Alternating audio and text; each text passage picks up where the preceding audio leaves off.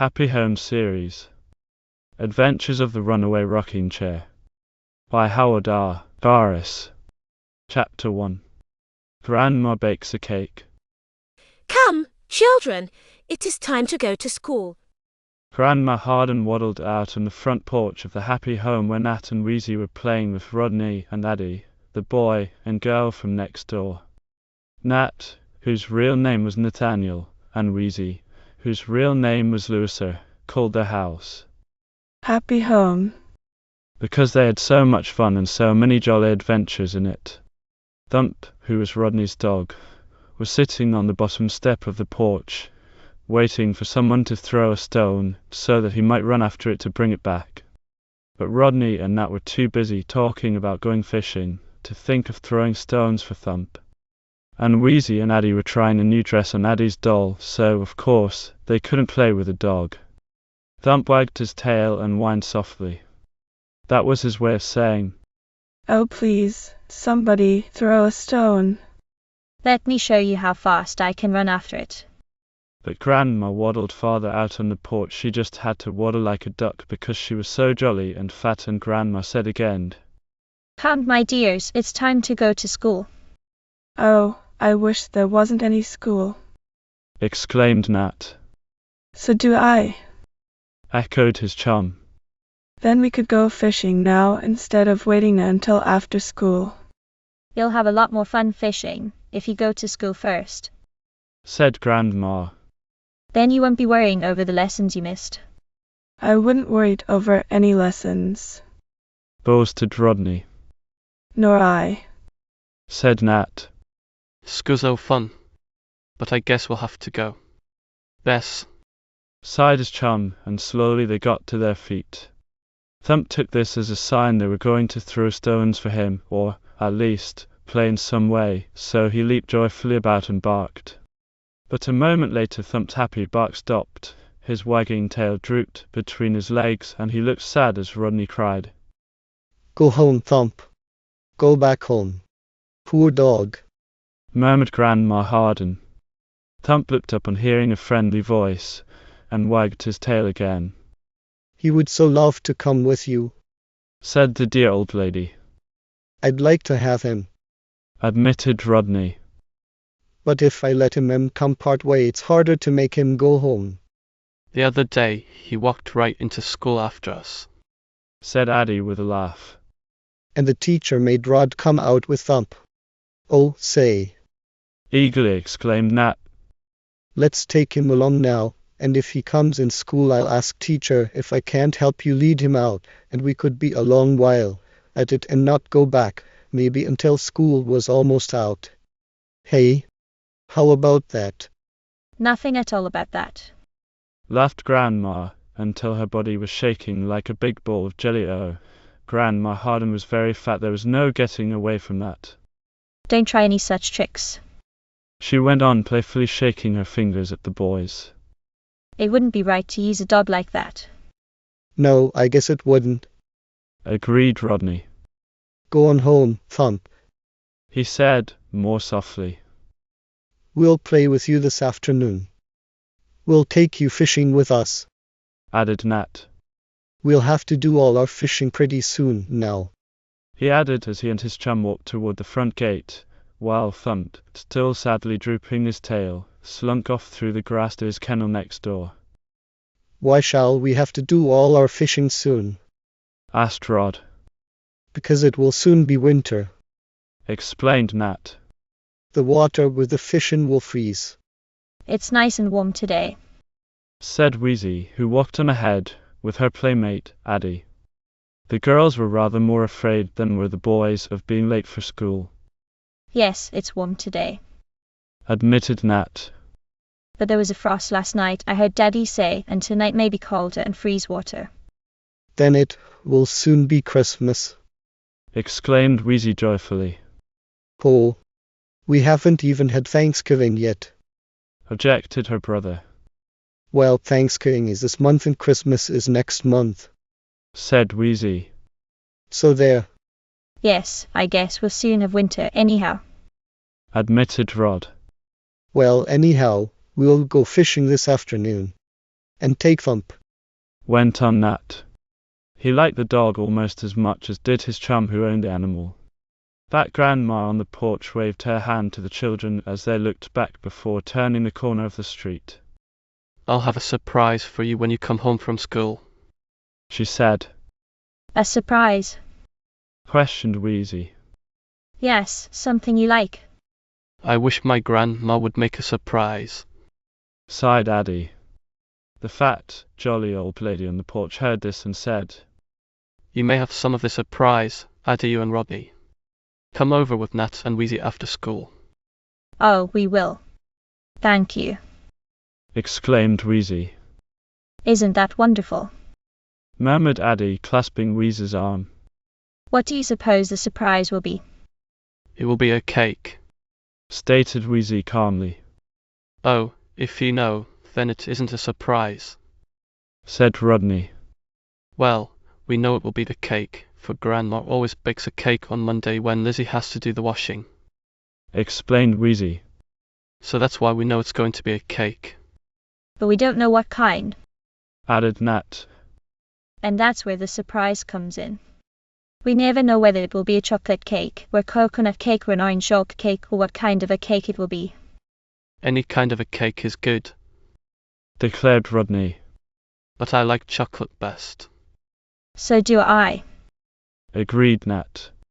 Anyhow, when we come home from school we'll know what kind it is. I'll save my piece to take with us when we go fishing, said Rodney. We'll play we're explorers in the woods, Nat, and not all we have to eat is cake. That'll be fun, agreed his chum. Maybe Grandma will give you boys 2 pieces of cake, suggested Weezie, as the children hurried on along the street, for they could hear the ringing of the school bell. You could eat 1 piece right away and save the other to take fishing with you. That would be the best ever, cried Rodney. Having seen the children start for school, Grandma Harden waddled back into the house. Helen, she called to the mother of Nat and Weezie. I'm going into the kitchen and bake a cake, as long as Lizzie is down in the laundry. All right, Mother, answered Mrs. Marden. She called the jolly, fat old lady. Mother. Though, really, she was only a mother-in-law. However, that made no difference. But don't tire yourself out, Mother, she warned. I'll take Racky into the kitchen with me, said old Mrs. Marden. I'll sit on that and mend some stockings while I'm waiting for the cake to bake. I like to watch my cakes so they won't burn. Now, lest you wonder who Racky was, that fat Grandma Marden was going to sit on in the kitchen while she made a cake, I shall tell you. It was an old rocking chair. And it was a very strange, peculiar old rocking chair, as you shall, very soon, find out for yourself. Humming a little tune, Grandma Marden carried her favourite old rocking chair to the kitchen. She had owned this chair for many years, since the time she kept house for herself, before she went to live with her son and his family. The chair was painted brown, and it had a deep, thick, soft cushion on the seat and another cushion on the back. Some buttons on the back cushion made it look like a face. Now I'll just mix up, let me see, I guess I'll make a chocolate cake this time, murmured the old lady. I'll just mix it up and pop it into the oven. Then, while it's baking, I'll sit and rock and mend stockings. She set the chair in a corner, near the door leading down the cellar steps into the laundry, where Lizzie, the maid, was splashing about in the water with the Monday batch of clothes. Into a brown bowl Grandma Marden put sugar, flour, milk, baking powder and whatever else goes into a cake. She stirred the batter up until it was frothy and foamy, and then she poured it into shallow tins which she set into the oven of the new gas stove. Now I'll get the basket of stockings and rock while the cake is baking, said the fat old lady. I'm not going to have my cake burned on the edges. If there's one thing worse than another, it's a burnt cake, I think. The old brown rocker, which Grandma had named Racky, creaked and groaned as the fat lady sat down in it with her basket of mending. Dimmy, murmured Mrs. Harden with a sighing sort of laugh. you're getting old like myself, Racky. You won't last much longer. I won't if you sit down on me as hard as that every time, said Racky. Now don't be surprised. The rocking chair did not speak out loud, though, when it was needful, it could talk. But this time the chair was speaking to itself. No, indeed, I won't last much longer if you drop into me that way, whispered the chair. You're getting fatter than ever, old lady. This was true enough, but Grandma Marden didn't mind that. She would have been surprised, though, to hear the chair speak, for she did not know her old rocker had anything wonderful or magical about it, as indeed it had. To and fro rocked Grandma, humming a little song to herself as she plied her needle in and out, mending holes that Nat and Weezie had worn in their stockings. Many holes there were, for the children ran about like little wild Indians as soon as they came from school. Every now and then Grandma would get up out of the rocker and look in the oven of the gas stove to make sure the cake was not burning. And each time she sat down again, the chair creaked and groaned and squeaked, and seemed to shake as if it would fall apart. I say there. Easy, Grandma, exclaimed the chair as the fat old lady sat down particularly hard after about her third look in the oven. Be a bit careful, if you please. You'll break one of my legs, or a rocker, if you sit down so heavily. Then I'll be put away up in the attic with the other old furniture, and that will be the end of me. Don't sit on me so hard. But Grandma only laughed as she heard the chair creaking and groaning in its joints, as she said, again, You're getting old like myself, Racky. Back and forth she rocked, and then she laughed and exclaimed, Well, I declare. You're a regular traveller, Racky. Here you are way over by the sink, though when I first sat and knew it was near the cellar door. You're a regular traveller. And so the rocking chair was. I dare say you have heard of travelling rockers. If you sit in them on one side of the room, and sway to and fro, in a little while you will find yourself on the other side of the room. Racky, the rocker, was this kind of a chair, though he had never given it much thought. But now, all of a sudden, a daring plan came into his mind. For, in a way, Racky could think, and act and talk. Grandma picked up the travelling rocker and set it down again near the cellar door. She swung herself backward and forward, finishing the song she was humming, and also mending the last stocking. Then she wanted to get up, but she had leaned so far back in the chair that she had to try twice before she could rise. And after the first falling back, the rocker creaked and strained so under her weight that the old lady exclaimed, Oh, are you going to break a leg? I certainly hope not. Thought Racky, though, for a moment he feared something like this had happened. But it was only his old joints creaking. Well, you seem to be all right, went on Grandma as, finally, Sue managed to get up. We are growing old together, Racky, you and I growing old together. But you may last a few more years. I won't if you keep on sitting down on me as hard as you did just then, said the chair to himself. You have no idea how you hurt me. One leg is splintered, I'm sure. Grandma Harden took off her glasses and tucked them down in a snug place between the seat and back cushions of the chair. She did not have to wear her spectacles to see to take the layers of cake from the oven, for they were now baked. Only when she sewed, mended or read stories to the children did Grandma need her glasses. So now she left them in the old travelling rocking chair. Setting the hot cakes on the table, the old lady went to the front hall to ask her daughter-in-law where the chocolate was kept. And while Grandma was out of the kitchen, Racky decided on something very bold and strange. The door leading down into the laundry was open. Out of the kitchen window Racky could look and see Lizzie in the yard hanging out the clothes. And there was no sign of a blackbird coming along to nip at her nose. So it happened that Racky was alone in the kitchen, and Cassie, the stove, was alone down in the laundry. As I have told you in another of these Happy Home books, entitled The Adventures of the Galloping Gas Stove, Cassie had gone through some wonderful experiences. Having heard, somehow, that a new stove was to be put into the kitchen, in its place, Cassie decided to run away. And, What is more, he did, and with him ran Thump, the dog, who had been scolded because he came into the kitchen with muddy paws. As if that mattered. Gussie and Thump had many strange adventures together before they came home with Rodney, Addie, Nat and Weezie, who had gone to search for the runaways. They all came home on the back of an elephant, as you may read in the book about Gussie's adventures. Mr. Sink, the plumber, brought a new stove for the Harden kitchen, but as Gussie still was useful, he was put down in the laundry, where he made the best of it with the wringer and the tubs for company. And now something else was going to happen. Racky, who was still creaking from Grandma's weight, softly called down the cellar stairs. Gussie, are you there? Hello, Gussie. Where else would I be? Asked the stove. I can't get away since the gas pipes hold me fast. What did you want, Racky? I wanted to ask how you ran away that time. Went on Racky. The rocking chair could still see Lizzie out in the garden hanging up the clothes, and Grandma was still talking to Mrs. Marden about the chocolate, which seemed to have been mislaid. Oh, you want to know how I ran away, is that it?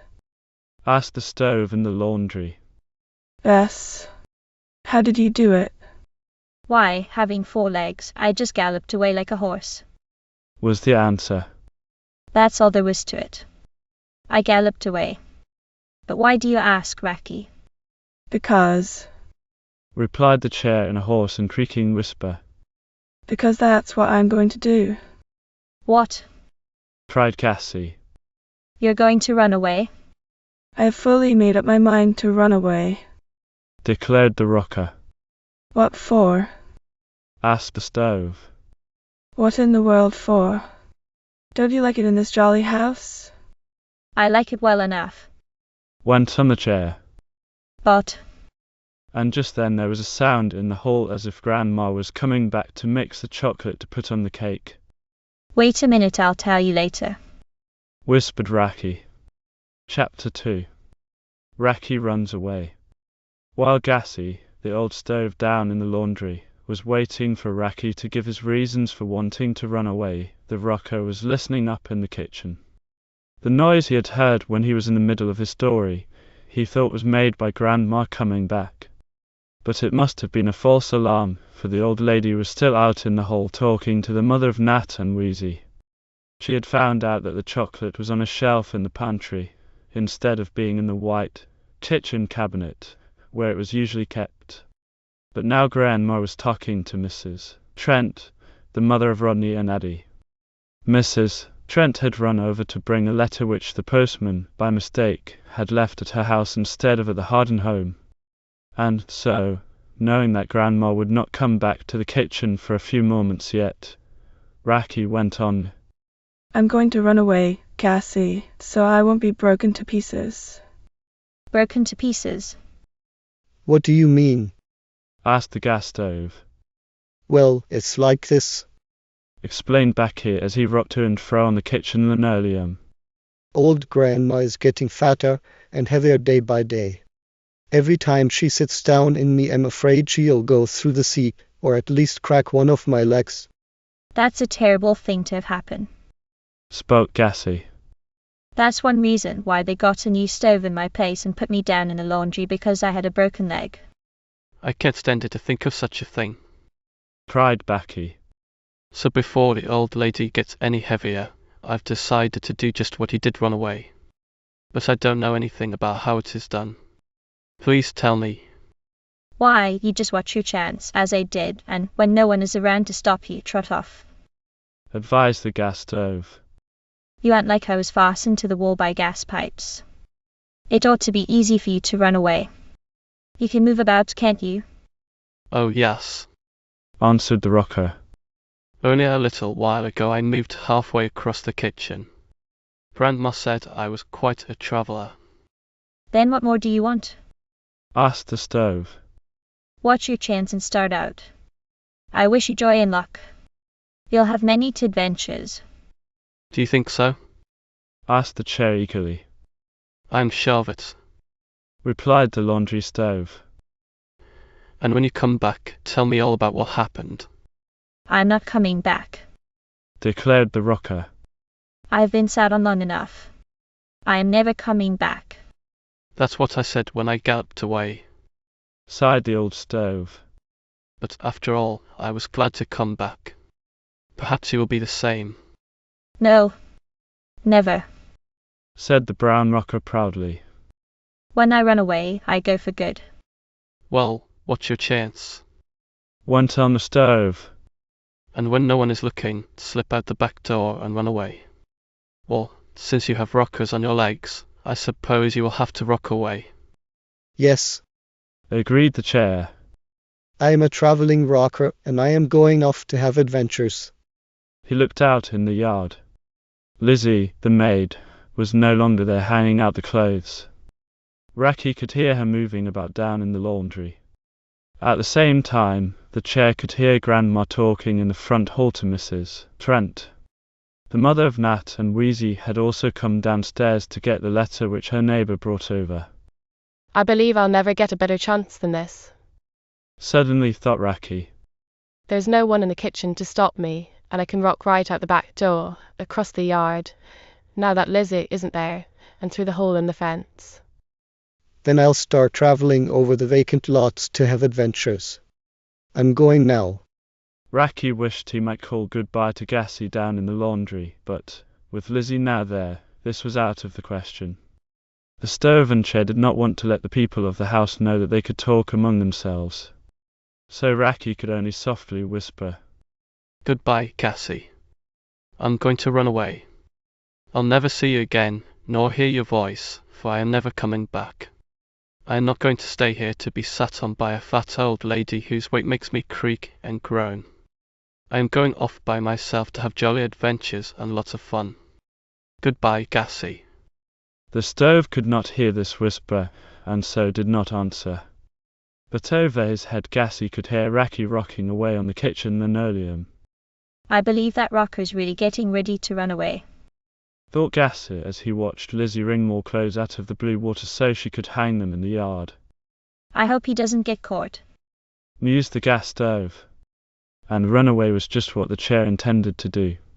He had chosen a good time too, with Grandma out in the hall and Lizzie down in the laundry. The back kitchen door was open because the room was so hot from the cake baking. Grandma had opened the door herself. Here's where I go. Whispered Racky, and he began to rock very hard, for it was by swaying to and fro that he travelled along sideways as well as ahead. Over the kitchen floor he rocked his way, and the cushions were so well tied in the chair that they did not fall out. And Grandma's glasses were tucked down so deeply among the cushions that they did not bounce out. Racky reached the door, rocked out on the small back porch and hesitated a moment at the top step. Well, I've got to get down them some way. He said to himself. I may tumble and break a leg, but I'll have all 4 legs broken, and my rockers, too, if I stay here to be sat on by fat Grandma. She is jolly enough, and means well, but she is too heavy for me. So, all of a sudden, giving himself another swaying rock, Racky went sliding down the back steps, making quite a noise. There he goes, Whispered the gas stove down in the cellar. Racky is going adventuring. I wish him luck. Lizzie, wringing out the clothes, also heard the sliding, thumping, bumping noise up at the back door. Is that you, Baker? Called the maid, we want 1 loaf of bread today. but there was no answer. It wasn't the baker. Said Lizzie as she went on wringing out the clothes from the blue water. I guess it was the children. But no, it couldn't have been them either. She said, musingly. They are at school. It must have been that dog Thump. Yes, that's who it was, that dog Thump. But it wasn't Thump, as we know. It was Racky the rocker running away. And, having safely reached the ground at the foot of the kitchen steps, without breaking any of its legs, the chair began to sway to and fro so as to travel across the yard, toward the back fence, where there was a large hole. Rodney and Nat had made this hole by taking off some of the boards. The boys found it quicker to get into the back lots through the hole in the fence than by going around the corner of the street. And I'm glad they left the boards off. said Racky. I can get out that way. Once in the open lots, I'll go so fast they shall never catch me to bring me back. I hope no one in the houses next door, on either side, sees me, thought Racky. If they do, they may call to Grandma and she will come out and bring me in. But the only person who saw Racky in the yard was Dabby, the cook in the Trent house, next door, where Rodney and Addie lived. And Dabby caught a glimpse of the rocker between the sheet and the line. She knew the old chair belonged to Grandma Harden. I guess they've been cleaning the chair cushions with gasoline, thought Dabby. and they put them out in the yard to air. Dabby only had a fleeting glimpse of the rocking chair between the flapping clothes. If she had thought it was running away, of course she would have given an alarm, and perhaps have hurried out to stop it. But she did not give it much thought because, a moment later, the telephone bell rang, and Dabby hastened out of the kitchen to answer it. So it happened that no one really saw the rocking chair get through the hole in the fence, which trick Racky did a few minutes later. It was hard work for the chair to escape from the yard. If it had been a kitchen chair, with legs that had no curved rockers fast to them, it would have been easier. But one can never succeed unless he tries. Said Racky to himself. And I am going to try very hard. So he rocked and swayed to and fro, straining at his legs and reaching out with his arms. Oh, yes. The rocking chair had arms, of course, and at last he was through the hole in the fence. I am free at last. Free! Exclaimed Racky in his own kind of a voice, a sort of squeak peculiar to some rocking chairs. I am free. No more shall I be sat on by fat, old ladies, though I really love Grandma Marden. But I cannot stand it to be cracked apart and then stuck up in an attic with a chunk. I am running away at last. The chair was now in the open lots back of the two houses in which the 4 children lived. All about were dried weeds growing, for summer had passed. It was now late fall, and, as Weezie had said, it would soon be Christmas, or at least Thanksgiving, and we all know Christmas comes after the turkey holiday. How wonderful it is to be free to do as one pleases, cried Racky with a happy little laugh. I wonder what adventure I shall have first.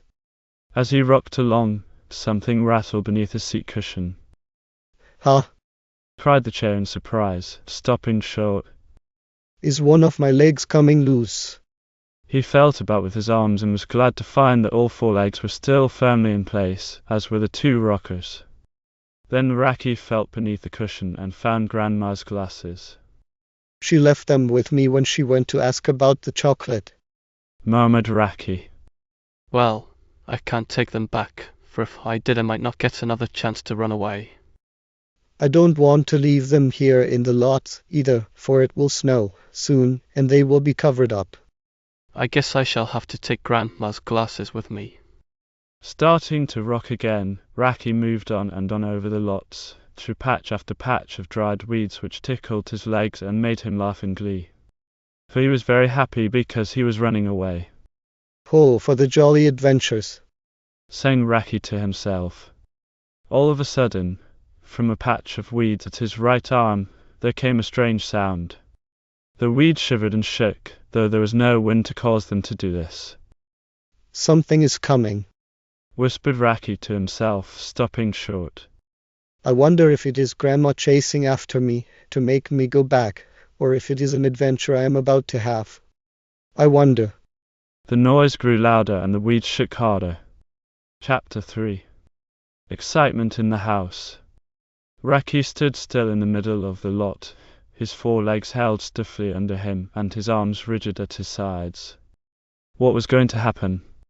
Suddenly, out of the tangle of frost-gilled weeds rushed Thump, the shaggy dog belonging to Rodney Trent, belonging also to his sister Addie and to Nat and Weezie next door. The dog belonged to all 4 children equally, though, in the beginning, Mr. Trent had bought the puppy for Rodney. Oh, it's you, is it, Thump?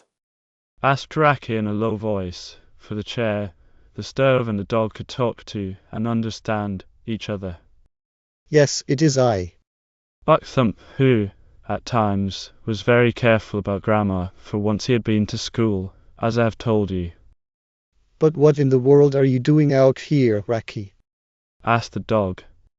Racky looked carefully around before answering to make sure neither Grandma nor Lizzie was coming after him. Then, rocking a bit closer to Thump, who stood in the patch of weeds, with his head thrust out, the chair whispered, I am running away. Running away. barked Thump. Bess, I can't stand Grandma's treatment any longer. Did she scratch you, or stick pins in you, or pull your tail? Whined Thump. No, she couldn't pull your tail. He made haste to add, For you haven't any. But what did she do to you to make you want to run away? She sits on me too hard. answered the chair. Poor Grandma, it isn't all her fault. Added Racky with a sigh. It's just because she is getting too heavy and fat. It's too bad, for otherwise she is such a jolly old lady. And I'm sorry about her glasses too. But I am going to run away. I have already started. So I see. Barked the dog, coming out of the weeds and walking around the chair. You're on your way. But what do you mean about Grandma's glasses? She left them in between my cushions. Answered the chair. I didn't dare go back with them, and I don't want to leave them in the lot for it may snow. Will you take them back to her? Thump thought this over for a moment. He was very fond of Grandma Harden, for she had given him many a juicy bone. He would have been glad to do her the favour of returning her glasses, but, all of a sudden, Thump stiffened his tail and barked. No. I am going to run away myself. You were. Cried Racky. When, where, and with whom? I am going to run away now with you. Barked the dog. Oh, good. Exclaimed the rocking chair. I thought I would have to go alone by myself. It will be much more jolly to have company. We can have many adventures and talk about them. First, He went on with a little laugh. when I heard that noise and saw the weeds moving, I thought an adventure was coming out. But it was only you, Thump. Yes, I have been roaming around in these weeds looking for a bone I buried last week. Said Thump. But I can't seem to remember where I hid it. Yes, I guess I'll run away myself. Rod wouldn't let me come with him this morning. I'll show him I don't have to stay home unless I want to. I'm going to run away. You know all about it, don't you? Asked the chair, who felt a bit envious of the dog. You have run away before. Oh, yes. Answered Thump, as though running away was an old story with him. I went off with Gussie when he ran away. We had good times together. And now you're coming with me. Murmured the rocking chair. How fine that will be. What jolly adventures we shall have. And he laughed until he nearly tumbled over backward. Come on then. Barked Thump. We had better get as far off as we can before they start to chase us, as they may. Did anyone see you come away? No. Answered Racky.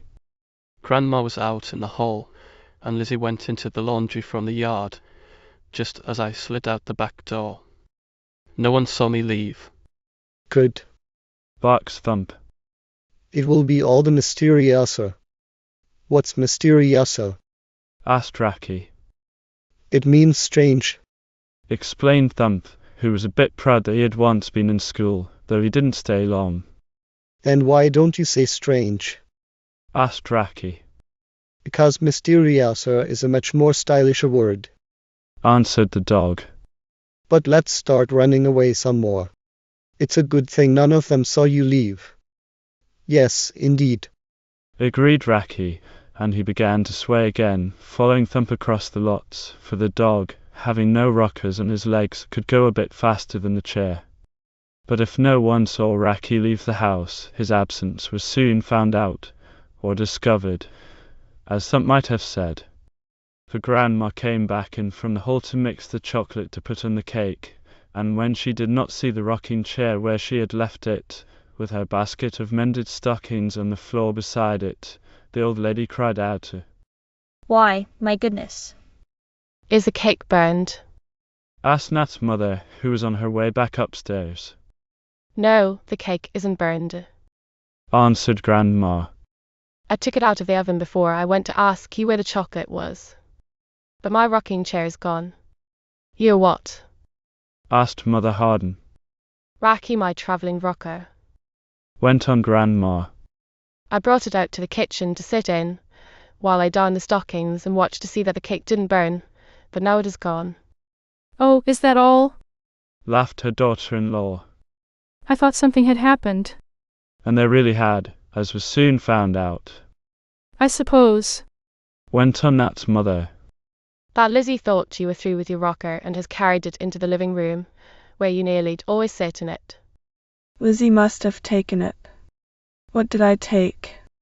Asked Lizzie, coming up just then from the laundry in time to hear this last talk. What did I take, Mrs. Marden? Grandma's rocker. Was the answer. I had it here in the kitchen to sit in while I watched the cake baking and mended the children's stockings. Added the dear, fat, old lady. Did you carry it out, Lizzie? Why, no, ma'am, Mrs. Marden, I didn't touch your chair. Was the quick answer. I've been down in the laundry almost all the time, excepting when I was in the yard hanging out the clothes. I didn't even know you had brought your chair to the kitchen. It's very queer. Said Grandma, looking about. And my glasses are gone too. She added, as she put her hands to the top of her head where, sometimes, she pushed back her other eyes, as Weezie used to call them. Where did you leave your glasses? Asked Mother Marden. In the cushions of the chair. I slipped them off to go ask you about the chocolate. And now the chair is gone and my glasses are with it. Dear me, it is very strange. Why, nothing could have happened. Declared the mother of Nat and Weezie. If Lizzie didn't take the chair, someone else did. I didn't, and I don't believe you did. Said Grandma, looking at her daughter-in-law. And Racky certainly couldn't have rocked off by himself, I'm sure.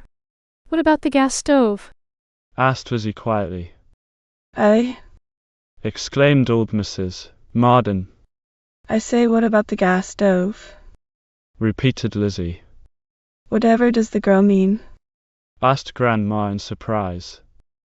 It was before you came to live with us. Went on the maid. Mister, Marden ordered a new gas stove. Mr. Zink, the plumber, loosened the pipes on the old stove. And when he went away to get the new one, the old stove ran away all by itself. It really did. Oh, what utter nonsense. A fairy story. Laughed Grandma. I suppose the junk man came and carried off the old gas stove, and the children pretended that it had gone off by itself to have adventures. Wasn't that it, Helen? She asked the mother of Weezie. Well, Was the slow answer. The gas stove certainly disappeared. The children declared they found it in the woods, several miles from here. But their father insisted the junk man must have taken it away by mistake, and that it fell out of his wagon in the woods. No, it didn't. Declared Lizzie, firmly, but with the respect due to her mistress. That gas stove ran away by itself. And it came home on the back of an elephant with Thump and the children, didn't it? She asked. You can't deny that, Mrs. Marden. The stove came back on an elephant. Did it really? Asked Grandma. I have heard the children talk about such a happening, but I suppose they were making it up. Well, Said Mother Marden, as if she did not like to admit it but was obliged to. the old gas stove certainly came home on an elephant's back. But how in the world? Began Grandma. It was a trained elephant that had escaped from the circus, Said the children's mother. and it picked up our boy and girl, and Rodney and Addie, as well as Thump the dog and the gas stove. Really? Exclaimed Grandma. That is quite strange, of course, but it's very natural. I can understand how that happened. But this is something different. My glasses have vanished, and my rocking chair has gone away, but I'm sure it didn't run off by itself. Yes, it did. Declared Lizzie, but in a low voice, so neither of the ladies would hear her. That rocker ran off by itself, you'll find. Something happened to hurt its feelings, just as happened to the old gas stove. This is a very queer house. She went on, shaking her head as she went down into the laundry again. A very queer house. Strange things happen here. I wouldn't be surprised to see the piano go flying out of the window some day, or that old couch walk off the front porch. No, indeed.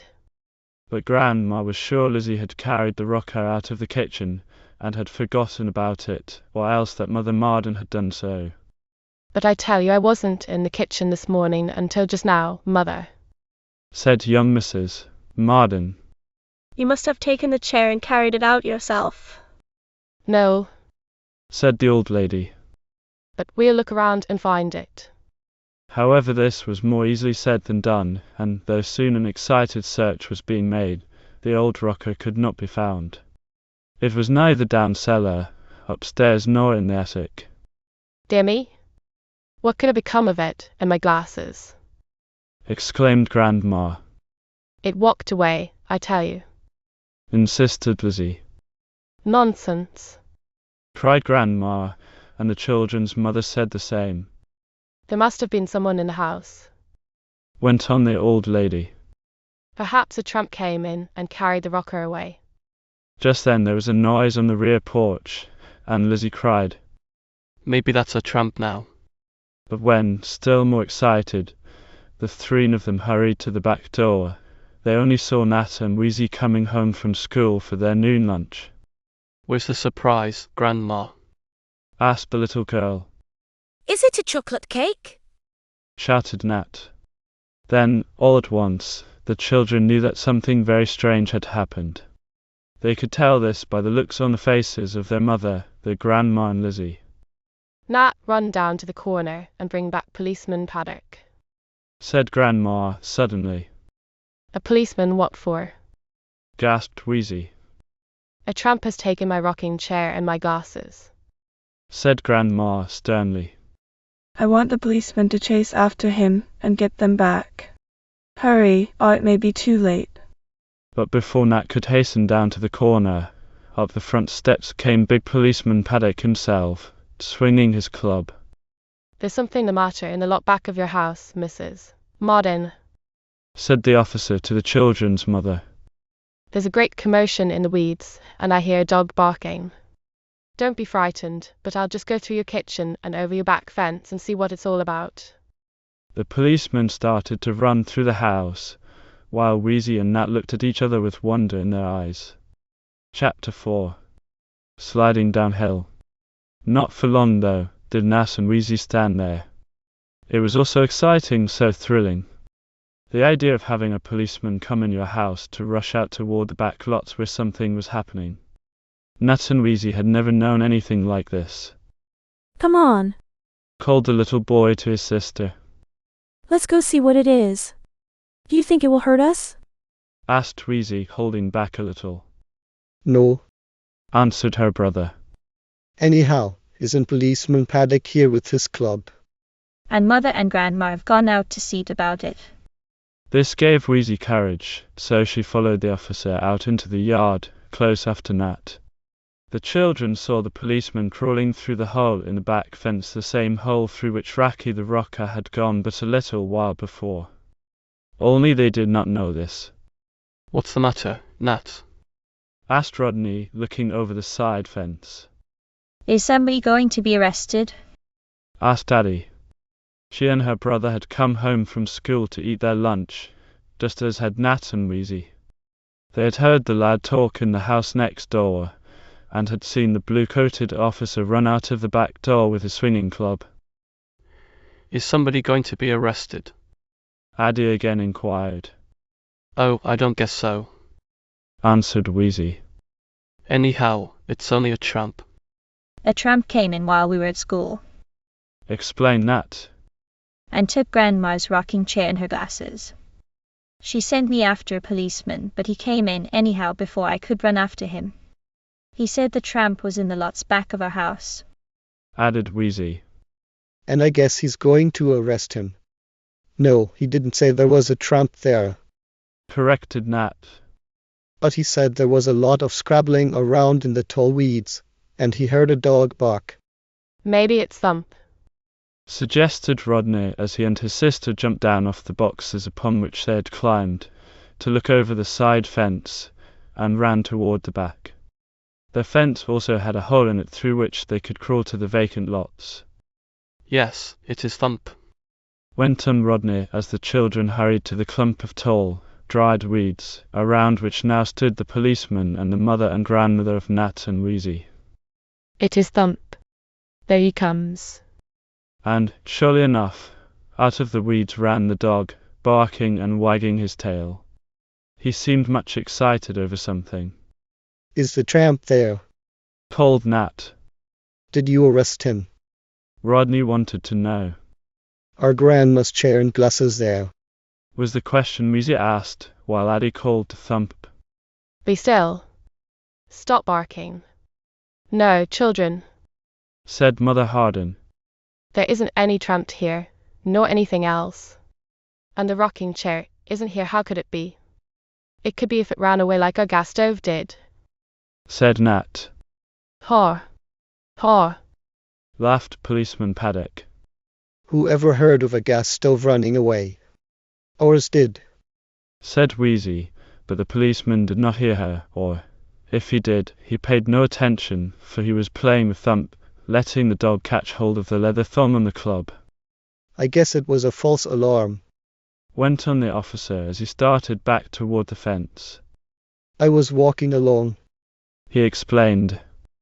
and I looked through, between the houses, and saw something moving in the tall weeds. Then I heard a dog barking, and I thought something had happened. But it hadn't. Yes, something happened. Said Grandma Harden. A tramp got in our house while I was baking a cake and stole my rocking chair and my glasses. Stole a rocking chair. Cried the officer. That's a queer thing for a tramp to take. And glasses too, that's stranger still. My glasses were in the chair cushions, Explained Grandma. and what I am going to do without them I don't know. I can't see to read, so a bake. You'll have to finish chocolate frosting that cake, Helen. She told Nat's mother. Yes, I'll do that. Young Mrs. Harden promised. But it is very strange about that chair. We were just sending for you, Mr. Haddock, to ask if you had seen any tramps about when you came running in. No, I haven't seen any tramps. Said the policeman. But I'll be on the lookout for any of the ragged chaps who have your chair and glasses. He told Grandma. I'll be watching for them. I hope you catch them. Exclaimed the old Mrs. Marden. By this time the two ladies and the policeman had made their way back through the hole in the Marden fence, the officer to go out on the streets, up and down which he marched all day, keeping order. And Mrs. Marden wanted to get the children's lunch. As for the two boys and the two girls, they lingered about the clump of weeds, near which Thump also stood, his head cocked on one side and his ears held up. Oh, Thump could tell a strange story had he wished. I wonder what Thump saw here that made him bark so hard. Asked Nat. Maybe a strange cat. Answered Rod. Or maybe a big rat. Oh, a rat. I'm going in. Cried Weezie, making a dash for the fence. So am I. Echoed Addie, so the two boys were left there with Thump. Ho. Ho. Laughed Nat. Rats will hurt you. Not with Thump around. Declared Rod. Look, He called to his chum. see how the weeds are all trampled down, as if there had been a fight here. Maybe Thump was fighting another dog. Suggested Nat. Maybe. Agreed Rod. And look at these two funny marks in the soft ground, as if somebody had dragged a sled along. Nobody would drag a sled now. Objected Nat. There's no snow on the ground, but maybe it will snow soon, for it's getting colder. Those are funny marks. Went on Rod. I wonder what made them. But Nat could not tell, though. Soon after that, he remembered, and then something very strange happened. Thump sniffed about in the weeds. He sniffed at the queer marks in the soft ground. Then the boys' mothers called them to lunch. I could tell what those marks are if I wanted to, Laughed Thump to himself as he followed his little master into the yard. For the dog could understand boy and girl talk, though he could not speak that language. Thump talked by barks, whines, and by wags of his tail. True it was that Thump could have told about the queer marks had he wished, for they were made by the runaway rocking chair. After Racky had told the dog he was going away, and after Thump said he too would go, all of a sudden Thump remembered something, and turned back. I can't go with you, Racky, Barked the dog, as the old brown chair started to sway away. Why not? Asked Racky. I thought you said Rodney didn't treat you kindly, that he wouldn't let you come with him today, and that he would be glad to run away again, as he did with my friend the gas stove. Yes, I said that. Softly barked Thump. But I just happened to remember that Rod and Nat are going fishing tomorrow, or maybe this afternoon, and they are going to take me with them. I love to go fishing with the boys, so I guess I won't run away this time. All right, Spoke the rocking chair. Then I'll have to run away alone. But don't tell anybody which way I went, Thump. No, I won't tell, Promised the dog, and then, all of a sudden, he grew much excited and whispered, Quick, Racky, rock away as fast as you can. I see the policeman passing along the street between my house and your house. Maybe he is coming after you. Rock away. I'll chase my tail here in the weeds and bark loud, and the policeman will look at me and he won't see you. That will give you a chance to rock away and hide. Quick. Go on. Thanks. I will, said the chair. So away he rocked through the stiff weeds and bushes, off toward the forest and the lake. Now Policeman Paddock, though he had been seen by Thump passing along the street, had no notion of coming after the rocking chair. He did not even know Racky was running away. But Thump thought he did, and the dog began making a great fuss so the officer would look at him and not try to stop Racky. And, surely enough, hearing the noise in the weeds, Policeman Paddock came rushing in, as I have told you, but all he saw was a dog. By this time Racky had rocked far enough away to be out of sight. I'm glad they didn't catch me, Murmured the chair to himself as he travelled on over the vacant lots. If it hadn't been for Thump, though, my adventures would be at an end before they had fairly begun. But now I'm off to see the world. No more fat old ladies, however nice they are, can sit on me, making me creak and groan. I am going to do as I please. So, holding his arms stiffly against his sides, and settling his cushions down in his seat and against his back, away rocked Racky. It was getting colder, though the sun was shining brightly, and at first the chair, who had lived all his life in a warm house, felt a bit chilly. But if I rock faster, perhaps I will get warm, He told himself, so he swayed to and fro as hard as he could. And the more he rocked, the farther on he travelled, for that is the way of some rocking chairs. Soon he felt a warm glow all through his legs and arms. Yes, I ought to begin my adventures very soon, Thought Racky as he rocked over the fields toward the woods. I wonder what will be the first one. And, almost before he knew it, an adventure happened to him. He was swaying along, not thinking of any danger when, all of a sudden, he found himself on top of a rather steep little hill, which led down to the edge of a wide brook. The hill was covered with grass, which was now dried because Jack Frost had touched it with his cold fingers, and this grass was slippery. All at once, Racky rocked himself up to the top of this hill, and before he could stop himself, he began sliding swiftly down. Faster and faster his smooth, polished rockers slipped along the crisp grass as a boy coasted down a snow-covered hill on his sled. Faster and faster slid Racky. Oh, I wonder what will happen to me. Thought the chair. This is certainly an adventure.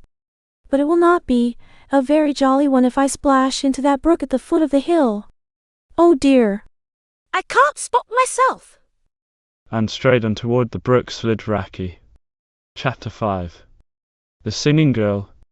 Amid a clearing in the forest, and not far from the edge of the brook, stood a little cottage where lived the singing girl. She was the daughter of a woodchopper who, every morning, tramped off through the lanes of tall trees to cut fire sticks which he sold in the town. The singing girl, as she was called, remained at home in the cottage, after her father had gone to cut wood. She washed the dishes, she swept the floors, and she dusted the furniture until her father came home at night, when she would have his supper ready. As she worked about the cottage, the girl sang jolly little songs she would sing about anything and everything, for she was very happy, though she and her father were poor. La la la. The girl would sing.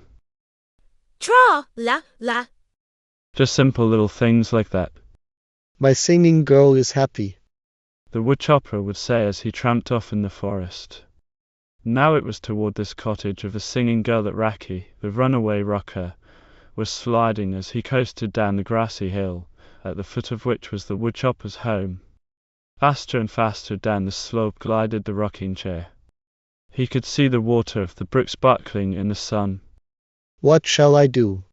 How can I stop myself from sliding into the brook and drowning? Thought the chair. He did not dream that, being made of wood, he would float like a cork and not sink. I didn't know adventures were like this, so dangerous, murmured Raki, shivering, for the warm glow had left him. I wonder what Gassy would do if he were here. But the stove was not there to ask, so Raki just had to keep on sliding. He was close to the brook now. Another second or two and he would splash in. But just then the singing girl ran out of the cottage humming. La la La la la. She had finished washing the dishes, and was bringing out the drying towels to hang on a bush in the sun when, looking up the hill, she saw the rocking chair coming down. Oh, isn't that wonderful? Laughed the singing girl. A chair sliding downhill. I never saw such a thing before. Never. Never. Never. Chiroo. Chiroo. Chiroo. She sang merrily. It would be much better if you would stop your singing, sweet as it sounds, and save me from going into the brook. Thought Raki, though, of course, he said nothing that the girl could understand. Save me! Save me! Begged the chair in his own queer talk. I ran away to have adventures, but I don't want to be drowned. Save me! And then, just as if the singing girl had heard and understood, she ran out until she stood in front of the sliding rocker. With a quick motion, like a cowboy with a lasso, the girl flung her drying towel around the top of the chair's back, and there she held him firmly. Whoa there, you funny sliding downhill rocker. Laughed the singing girl. Whoa there, my pony chair. I caught you just in time. And, surely enough, that is just what she had done. For, in another second or two, Raki would have been in the brook. So slippery was the grassy hill and so shiny were his rockers. Now then, said the singing girl, looking up the slope. Are there any more pieces of furniture coming down? If there are, I'll be ready for them. No, I am the only one, said Raki. I ran away all by myself because I got sat on so hard. Thump, the dog, started to run away with me, but he turned back to go fishing with the boys. Maybe he'll come along later. But there is no more furniture. Of course the singing girl could not understand what Raki said. To her it sounded only like squeaks, creaks and snaps, such as you may often hear in a chair when you sit on it. That is the time when chairs, couches, tables, stools and other things speak to you, only it isn't everyone who knows what they say. But the singing girl, after standing and looking up the hill a little while longer, could see no more furniture coming down, so she took the lasso towel off the back of Raki and, humming another jolly little song, she carried the chair into the cottage. I could rock myself in there alone if she would let me, said the chair. I don't need to be carried. But go ahead if you like. Raki had made up his mind to stay in the cottage overnight. He slid down the grassy hill, and his narrow escape from splashing into the brook had made the runaway rocker a bit nervous. I'll stay here tonight, He said to himself. and in the morning, as soon as I get a chance to slip away, I'll travel on. But of course the singing girl knew nothing of this. Well, you are a nice, old-fashioned rocker. She said as she looked at the chair and hummed a little tune. We have no rocker in our cottage, and when father comes home from chopping wood he will be glad to sit himself down and rest on your cushions. They look very soft.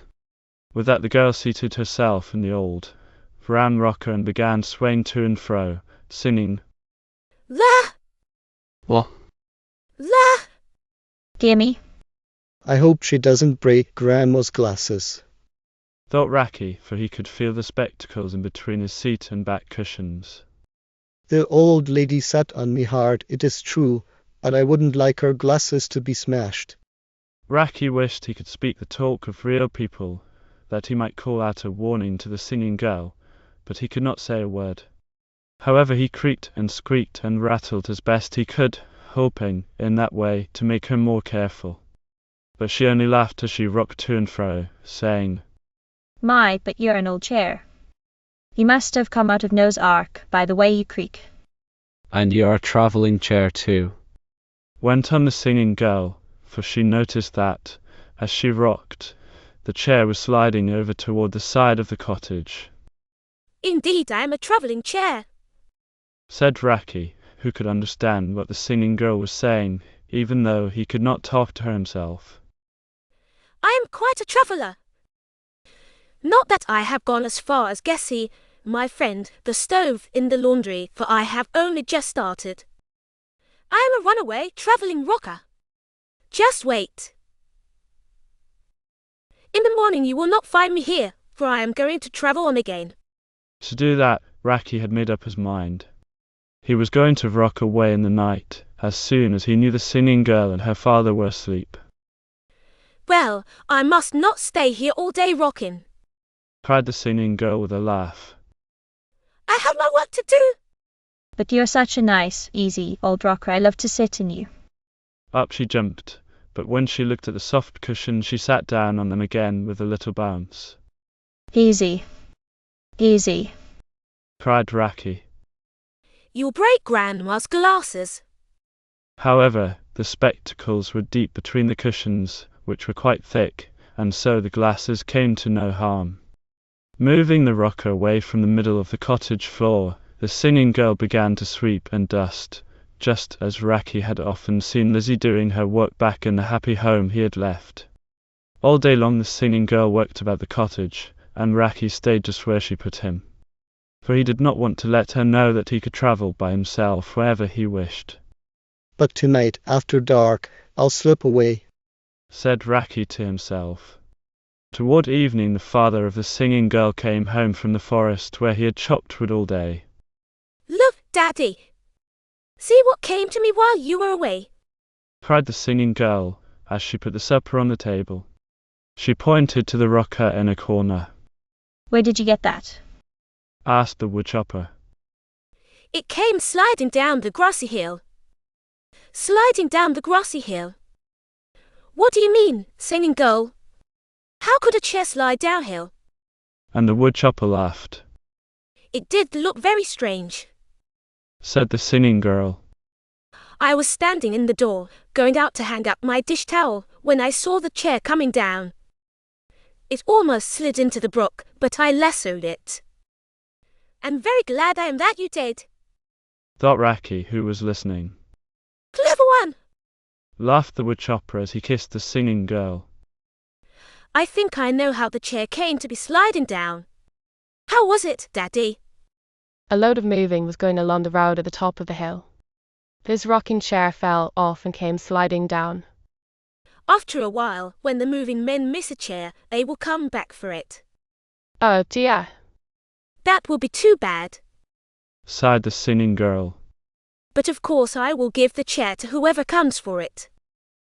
Only I would like to keep it, for it is so soft to sit in. And it creaks in the funniest way. And there's something else, Daddy, she said with shining eyes. What is it, singing girl? he asked as he began to eat his supper. It is a traveling rocker. She answered as she laughed like the brook tinkling over the stones outside the cottage. It moves along over the floor when I rock in it. Be careful that it doesn't travel away before those who lost it from the moving wagon can come after it, said the woodchopper. Oh, never fear. The rocker will stay here until someone comes for it, answered the singing girl. We shall see about that, whispered Racky to himself.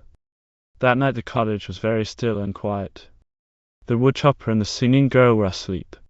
They left the front door open a little way so the black cat, who lived in the cottage, could go out and come in. Now is my chance, whispered Racky, as he looked out the partly open door and saw the moon shining on the trees. I'll travel on. Chapter 6. Up in the attic. During the luncheon hour, while Nat and Weezie were home from school, little was talked of but the strange disappearance of the old rocker, with Grandma's glasses in the cushions. I can't understand it at all, murmured the puzzled old lady who could hardly see the food on her plate. Such things as rockers being taken away by tramps never happened in my house. This is a different house, Grandma, said Nat. And more different things happen here than happen in any other house around. All the boys say so. The car gas stove ran away. Oh, don't talk to me about such nonsense, laughed Grandma. You must have dreamed that about the stove. But Nat and Weezie were sure they had not dreamed it. And I believe your rocker ran away just the same, said Weezie. But the dear old lady shook her white head and murmured, A tramp slipped in and took my chair and glasses. However, the police officer will catch him and bring back Racky, cushions, glasses and all. And I'll be so glad to get them, for I'm half blind as it is. When the children hurried back to school, Rodney and Addie skipping along with Nat and Weezie, they talked of what had happened. Wouldn't it be great if we could catch that tramp and get your grandma's chair and glasses?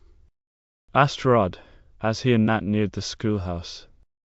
It wasn't a tramp, I tell you, insisted Nat. I know that chair ran away just as the stove did. Then why can't we chase after it and get it back, the same as we did when Thump ran away, and we found him and the gas stove together? Asked Rodney. Maybe we could, agreed Nat. Oh, let's do it tomorrow instead of going fishing, went on the other boy. Will you? I guess so, maybe, agreed Nat. Tomorrow or next day. We haven't any more school this week on account of some of the classes having examinations. So we could go hunting for the chair or go fishing, whichever we liked. We can do both, cried Rod quickly. We'll go fishing and take Thump with us, and he can help us find the lost rocker. And if we get Grandma's glasses, maybe she'll give us each 5 cents, exclaimed Nat. Hooray! That would be great, cried Rod, and just then the last bell rang, so the children had to hurry into school. That afternoon Nat spoke to his mother about going fishing next day. I'm afraid it will be too cold, objected Mrs. Marden. We shall have winter almost before we know it, That's why Rod and I want to go fishing before it is too late, explained Nat.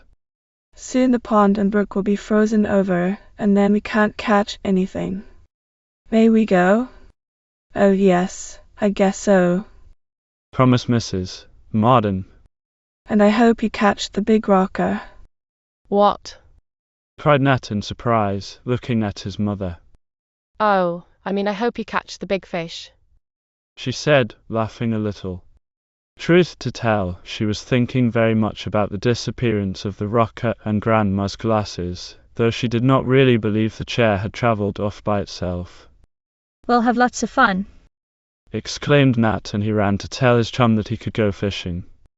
Rod was also permitted to go, and the two boys made great plans for next day. Are you going to take Thump? asked Weezie of her brother after supper that evening. Oh yes, sure. Thump's going fishing with us. Then couldn't you take Addie and me? begged Weezie. We get tired playing with dolls. We don't have to fish, we could just watch you and Rod. Yes, I guess you can go. promised Nat. But the next day it rained. It rained all night. And it rained the next day too. Big, pelting drops came down, and when the children looked out of the windows, they knew there would be no fishing for them until it cleared. 2 whole days of rain, and when there was no school either. It was quite sad. Oh dear. Sighed Nat when he saw the second day of rain. What can we do? Asked his sister. Why don't you play up in the attic? Inquired Grandma.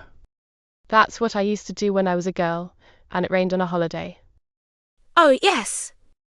Let's do that. Exclaimed Weezie with shining eyes. If we could have Rod and Addie over, it would be more fun, said Nat. A little later, the 4 children were up in the big attic of the happy home. On the roof the pelting of the raindrops sounded more loudly, but Nat and the others did not mind that, for they were snug and dry, and in the attic were many things with which to play. There's an old rocker in the corner, said Rodney, pointing to a dust-covered one. Is it the one named Racky that your grandma uses? Maybe she doesn't know it's up here. No, that's another chair.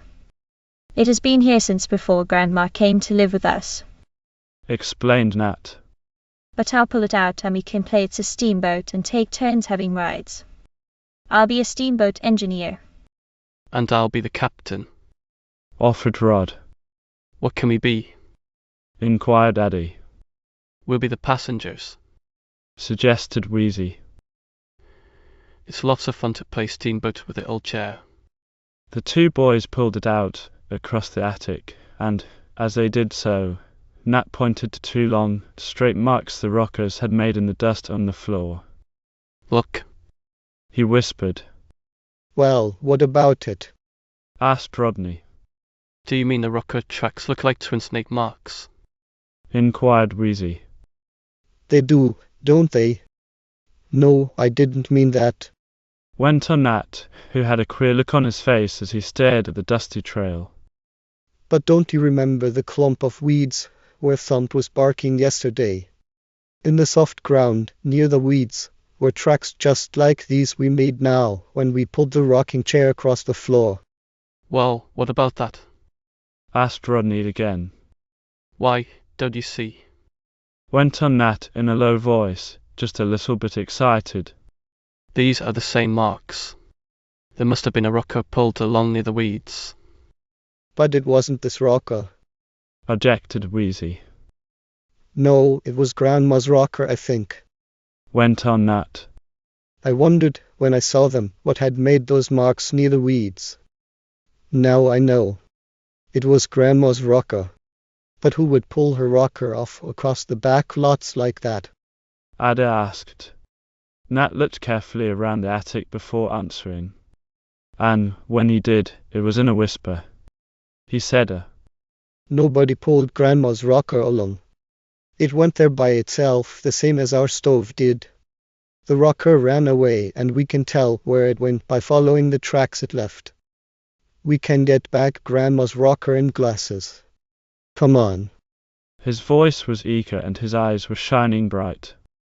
We can't go out in the rain. Objected Weezie. It's stopped raining now. Said Rod, looking out of the attic window. And so it had. The early winter storm was over, but the sky was still cloudy. Maybe it will snow. Exclaimed Addie. That'll be fun. Came from Weezie. I don't mind being out in the snow, but I don't like to get wet in the rain. Then let's go out and see if we can find that runaway rocker. Proposed Nat. Mother won't mind. She wants it to be found, and so does Grandma. She needs her glasses very much. All right, we'll go. Decided Rod. We'll have lots of fun. Added his sister. And maybe some adventures like we did when we went after the gas stove. Oh, I'm so glad it stopped raining. The children hurried down out of the attic. They intended to tell Grandma or Mother Marden about what they had seen, the 2 marks in the dusty floor, marks that showed where a rocker had been dragged across, marks like those in the soft ground near the weed clump. And Nat and Weezie intended to tell their mother that they were going out to find Racky and the lost glasses. But when the children came down from the attic, neither their mother nor grandmother was to be seen. The ladies had gone next door to talk to Mrs. Trent, the mother of Addie and Rodney. Oh well, Said Nat, after Lizzie had told him where his mother was. she won't mind if we go out. Come on. Where are you going? Inquired the maid. You must dress warmly, for it will be cold after the rain. Where are you going? Oh, just out to play. Answered Nat. He did not want to say they were going to search for Racky, but that is just what the children intended to do. We'll find Grandma's glasses, declared Nat as he led the others through the kitchen into the backyard, where they could go through the hole in the fence. Chapter 7. The Snowstorm. Now we shall see what happened to Racky when he slipped out of the cottage of the singing girl into the moonlit forest. I hope I don't make a noise and awaken the woodchopper, thought the rocking chair as he softly swayed to and fro across the floor. He would chase after me and bring me back if he thought I was going away. He thinks I dropped off a load of moving and slid downhill. But I didn't at all. I ran away. I know what I did. The woodchopper slept soundly after his day's work in the forest, and the singing girl did not open her eyes as Racky softly slipped through the door. Now I am out again, free, ready for more adventures, Laughed the chair to himself. But I am not going to fall into you, he said to the brook which was murmuring along beneath the trees. You may splash into me and swim if you like, whispered the running brook. But my waters are very chilly now, and you might catch cold. Thank you, then I will stay on dry land, said the rocking chair. I'm a traveler, but not a sailor. Though back in Happy Home, where I came from, is an old sulphur who says he is some day going to sail away to sea. Is he? Asked the brook. Well, that's wonderful. You know I, myself, run down to the great, salty sea. Bow to you. Inquired the rocker. I shall tell the sailing sofa about you when I go back. But no! I am never going back to be sat on by fat old grandma. Creaked the rocker. Is your friend, the sofa, a sailor? Went on the brook. Well, he has never yet been to sea, Racky replied. but he is always talking of going sailing, so I suppose he may some day. Tell him I shall be glad to meet him. Went on the brook. And if he likes, he may start his voyaging on my waters. I'll tell him, if ever I go back to Happy Home. Promised the rocker. But I think that will never be. This talk was in whispers, for Racky did not want to awaken the singing girl nor the woodchopper. Then, bidding the brook goodbye, the chair rocked on and on, travelling through the forest, which was now white and gleaming under the silvery moon. All of a sudden, as Racky was swaying to and fro, his arms held stiffly to his sides, he heard a voice calling, Who? Oh dear. That is someone after me. thought the rocker. Maybe it is Grandma, or one of the children, or the policeman whom Thump saw coming. Or perhaps it is Thump himself. I hope it is. Then Racky called, Hello! Hello! Who are you? Down through the trees came the call again. Who? What do you mean? Asked Racky. Why do you ask who I am when you will not tell me who are you? Who are you? I am the owl bird. Was the answer. I was not asking who you were. I was just giving my night call of woo. Woo. Woo. That was to let my little owls in the nest know I am coming to them soon with something to eat. Woo. And away flew the owlbird on his big wings, while Racky, glad to know he was not being chased by a policeman, travelled on. All through the night the chair rocked away, getting farther and farther from the happy home. At first it was bright moonlight in the woods, and though it was cold, Racky rather liked it. But soon the moon hid behind the clouds. Then it began to rain and grew very dark. If this is an adventure, I do not like it at all, sighed the runaway rocker. I'm going to get all wet and my legs and arms and joints will creak and squeak worse than ever. I wish I could find a house in which to stay. Almost without knowing it, the chair was speaking aloud in his own language, and, as he finished, he heard a voice say, Why don't you come in here? In where? asked Racky, for all he could see through the trees was a big blob of darkness, and the voice seemed to come from this. Come into the snug, dry cave, was the answer. Then you will be out of the rain. Whose cave is it? asked Racky, remembering to have heard Gassy tell of caves or caverns that the stove had seen in the sides of hills when he galloped away that time. It is the cave of all the woodland folk, was the answer. Anyone who has no other home is welcome to live in this cave as long as he likes. Well, I'm traveling around, looking for adventures, said Racky. I had a home, but I left it, so I shall be glad to come in out of the rain and stay all night. But who are you, if I may ask? You may ask, and I shall tell you, was the polite answer. I am a wild pig, and after my supper of acorns last night, I crept into this cave to sleep. Come in, you are welcome. So Racky entered the dark cave in the side of the hill, beneath the trees from which dripped the cold raindrops. At first the chair could see nothing, but after a while he noticed a little glow, like a faint fire, in one corner of the cave. And, by the glow of this pale fire, the chair could see the wild pig curled up on a bed of dried leaves. That fire looks like the one which burns in Gassy, when Lizzie is doing the washing, said Racky, while he gave his cushions a shake to get the rain out of them. As he did so, something fell to the floor of the cave with a tinkle. What's that? asked the wild pig, jumping around. Bran moss glasses, I guess, said the chair. I hope they aren't broken. They were in my cushions when I ran away, and I had no means of sending them back. No, they aren't broken, said the wild pig, who could see quite well in the dim cave. Here they are. And he picked them up and gave them back to Racky, who tucked them in between the cushions again. Thanks, creaked the chair. But is someone going to cook a meal, that I see a fire glowing? No, that is foxfire, has no heat, explained the wild pig. Foxfire? cried Racky, wonderingly. Are there foxes in here, and will they nibble my legs? Though my legs are only wood, I should not like to have them scratched or nibbled. Have no fear, laughed the wild pig. It is only called foxfire because, in the olden days, foxes were supposed to see their way about in the forest by its lights. It comes from old punky, rotten wood, and it only glows as pale and gently as you see it now. There is no danger.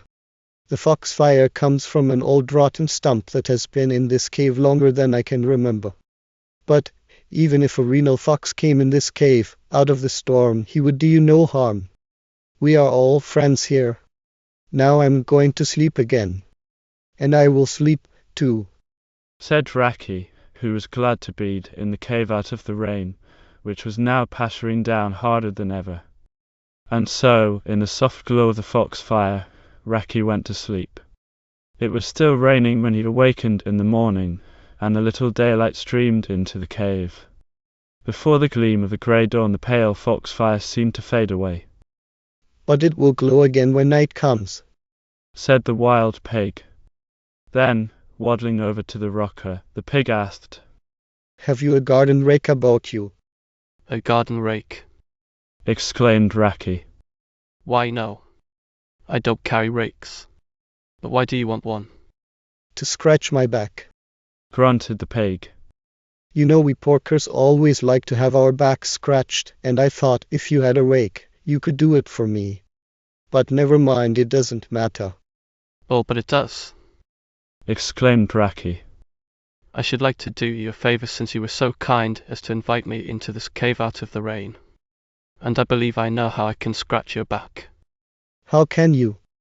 Asked the wild pig. With the sharp ends of my rockers, answered the chair. Oh, do not be afraid. He went on with a laugh. They are not sharp enough to cut you. But if you will lie down behind me, with your back toward the ends of my rockers, I will sway to and fro. The rocker ends will move up and down and scratch your back nicely. Oh, joy! Grunted the pig. I do so need a back scratch. Out he stretched behind the chair close to the rocker ends. To and fro swayed Racky and Scritchy scratchy. Went the somewhat sharp ends on the pig's back. Uff! Uff! Grunted the wild porker. That feels fine. It gives me an appetite. Now I will go out and get a breakfast of acorns. What in all this rain? Exclaimed Racky. Oh, I don't mind the rain. Grunted the pig, and out he waddled. Racky thought he was going to be lonesome in the cave after the wild pig had left, but as the rain kept up, and it grew lighter in the dim cavern, the chair saw a small, grey animal come scampering in. It seemed to be in trouble. Oh, I can't do it. I can't do it. Chattered the small, grey chap. What can't you do? Asked Racky, who saw, now, that the animal was a squirrel. I can't crack this hard nut, was the answer. I've tried and I've tried, but the nut is too hard for me to crack or gnaw. You see, I am only a this here squirrel. Went on the bushy fellow. When I grow older, I will know more about cracking nuts. But now I am so hungry, and I can't get at the meat in this one. Oh dear. I'll crack the nut for you, said Racky. What? You, a rocking chair, will crack a nut? How? Chattered the squirrel. Put the nut down on the floor of the cave, said the chair. I will rock over it and crack the shell for you. It will be easy for me, as I am strong. The squirrel placed the nut down on a low, flat rock. Racky swayed to and fro, travelling closer and closer, until one of the rockers was right over the shell. Then, suddenly, crunch, crack. There you are, the nut is broken open, cried Racky, and surely enough, it was. Oh, thank you, chattered the grey squirrel as he began nibbling the sweet meat and casting aside the bits of broken shell. Racky cracked several more nuts for the little chap, who then scampered out of the cave. The rocker was wishing the rain would stop, so he could travel on, when a white animal, larger than the squirrel, came hopping in, carrying in her paws a tiny, furry creature. Hush now. Go to sleep. Rock-a-bye, baby, crooned the mother rabbit, for that is what this new animal was. Go to sleep, my dear. I don't want to go to sleep. I'm not sleepy, whined the baby rabbit. I'm going to stay awake forever. Oh, what is mother going to do with you? Sighed the grown-up rabbit. Please go to sleep. No. No. Whined the baby rabbit. Racky felt sorry for the mother bunny, who looked so tired out and bedraggled from the rain. If you will put your little baby girl rabbit up on my soft cushions, I will rock her to sleep, kindly offered the chair. Oh, that is so good of you, said the mother rabbit. But I'm not going to sleep, whined the cross, peevish little bunny. We'll see about that, my dear, murmured the old, brown chair, who more than once, when they were small, had rocked Nat and Weezie to sleep in their mother's arms. The mother bunny put the little rabbit up on the chair's soft cushions. They were snug and warm. The teeny, weeny bunny cuddled down as if in a little nest. But I'm not going to sleep, she said. Slowly to and fro, Racky commenced to sway. To and fro he rocked, gently, gently, gently. The mother bunny crooned a little song. I'm not going, murmured the baby bunny. And then, all of a sudden, she fell asleep in the rocker. I'm so glad, sighed the tired mother bunny. Then she too cuddled up on Racky's cushions and went to sleep. It was noon when the little bunny child awakened, no longer cross or tired after her slumber. The rain has stopped, said Mrs. Rabbit. Come, Hopper, we shall go out and get a bit of cabbage to nibble. And away they scampered, after thanking Racky. Well, if the rain is over, murmured the chair, which he could see was the case by looking out of the cave. If the rain is over, I must travel on and find more adventures. I haven't had half enough. Away rocked Racky, away from the cave, off through the forest. The rain had stopped, but it was getting colder. All of a sudden it began to snow. The air was filled with white, swirling flakes. Oh, cried the runaway rocker. I don't like this. The rain was bad, but the snow is worse. What shall I do? I must find shelter. And off through the snowstorm rocked the chair as fast as it could go. What will happen next? thought Racky. Chapter 8. A Little Old Woman. Racky, the runaway rocker, swayed out of the cave where he had scratched the back of the wild pig, where he had cracked the nut for the squirrel, and where he had rocked the baby rabbit to sleep. It was just about the same time that Nat and the other children started to search for the missing chair. What shall we do with Racky if we find him? asked Weezie of her brother, as the four slipped through the hole in the fence and ran across the lots. Well, bring him back to Grandma, of course, answered Nat. Do you think her glasses will be in the chair cushions? asked Addie. I hope so, was Nat's answer. For without her glasses, Grandma can't read us any stories. Yes, I think the glasses will be in the cushions when we find the chair, he decided. Oh, but don't you remember?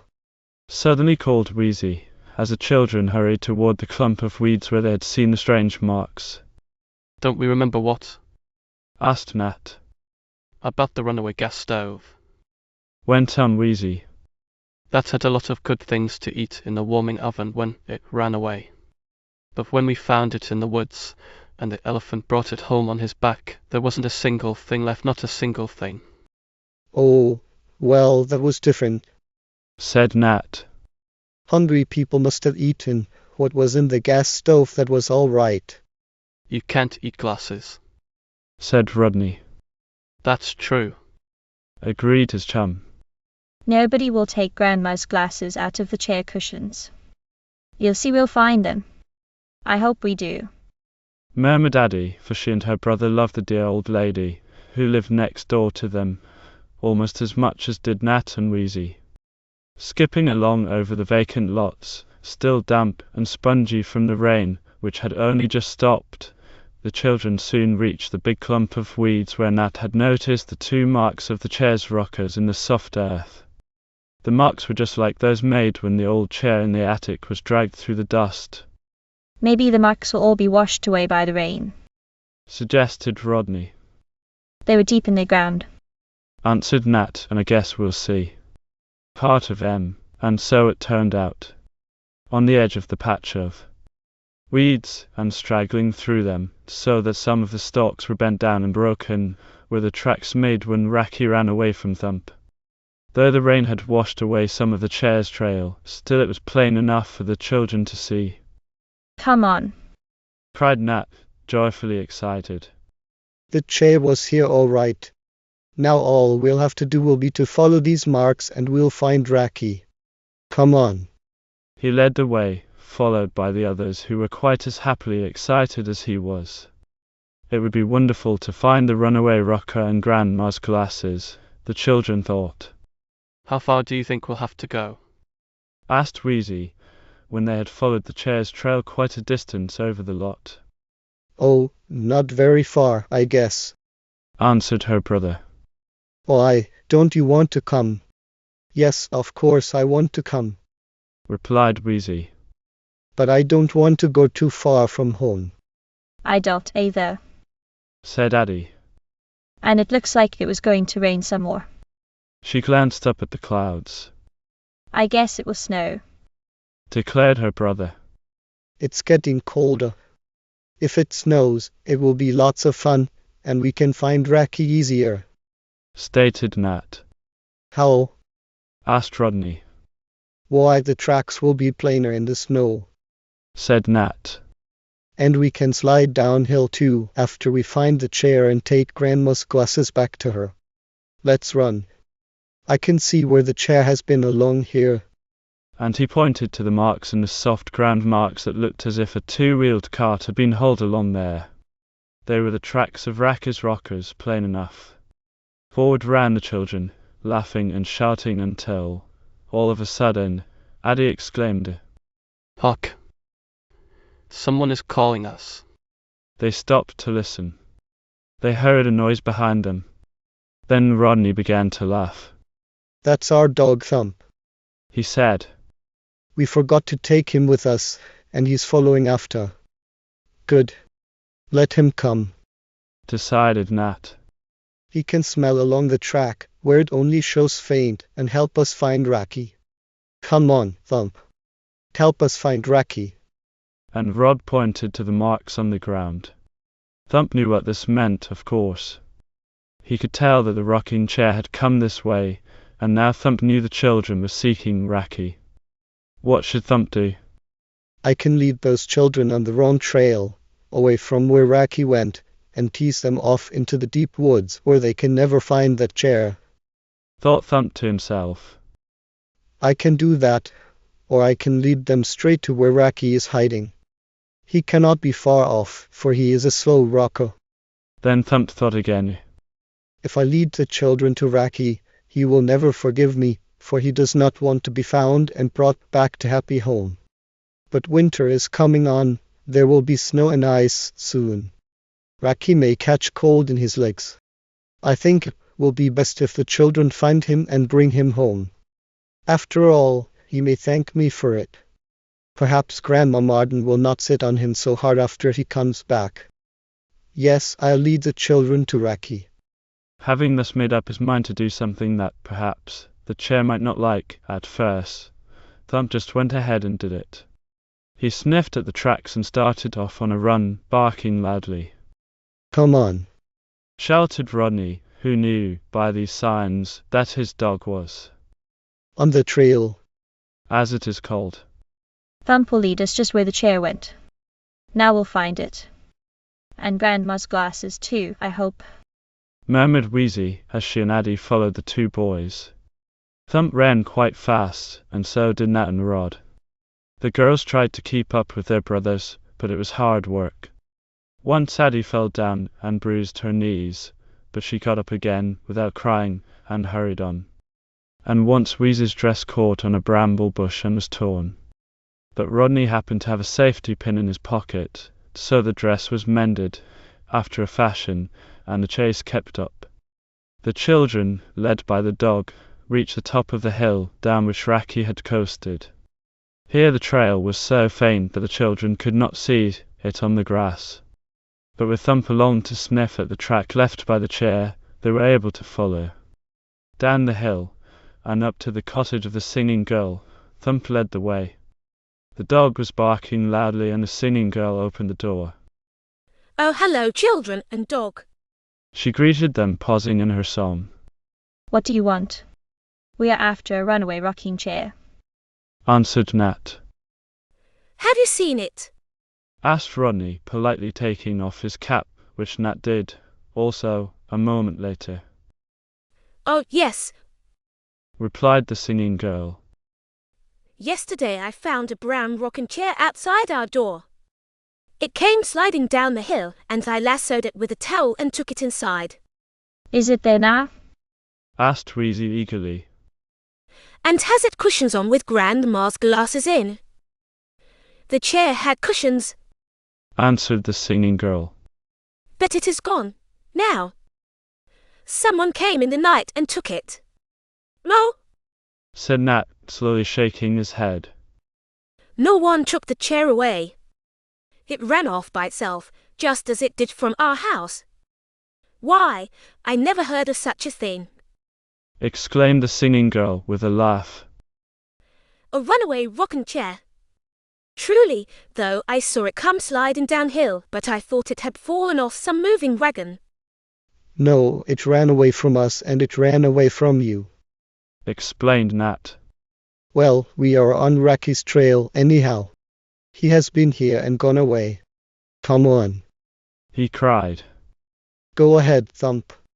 ordered his master, and the dog, who had been impatiently leaping around, for he knew the chair was no longer in the cottage, started off through the woods. I hope you find Rocky. The singing girl called to the children as they ran along after Thump. Then she went back in the cottage, humming a little tune. On and on through the woods Thump led Nat and the others on the trail of Rocky. Well it was that the children had the dog along, for, without him, they never would have been able to follow Rocky's winding trail. But Thump led them to the cave in the side of the hill, where the chair had slept the second night. There were the marks of his rockers going in, and the marks of his rockers coming out, Rocky isn't in there. reported Nat and Rod, who ventured into the dim cavern, which Weezie and Addie would not do. The wild pig, whose back had been so kindly scratched by the chair, the squirrel for whom Rocky had cracked a nut, and the mother rabbit whose little bunny had been rocked to sleep, were no longer in the cave, so they could not tell the children where Rocky had gone, But Thump will find him. declared Rodney. Go on. He called to his pet, and the dog, looking back to see that the children were following, led the way deeper into the forest. And then, all of a sudden, it began to snow. The storm swooped down over the children, just as it had done over Rocky, who was swaying his way along, hardly knowing where he was going or what to do. But while Rocky did not like the swirling, white flakes, the children did, laughing and shouting in glee as they felt the melting, white crystals cool their warm, red cheeks. Hooray! Hooray! Hooray! They shouted. It's snowing! It's snowing! Soon it will be Thanksgiving and Christmas. Santa Claus will come with his sleigh and reindeer when it snows. Hooray! Hooray! Hooray! But as the snow came down thicker and faster, the children could not see which way to go. They were in the middle of the woods. Even Thump did not know what to do, for now he could no longer sniff at the track, or trail, made by the runaway rocker. The snow had quite covered it, I thought it would be easier in the snow, but it's harder. said Nat.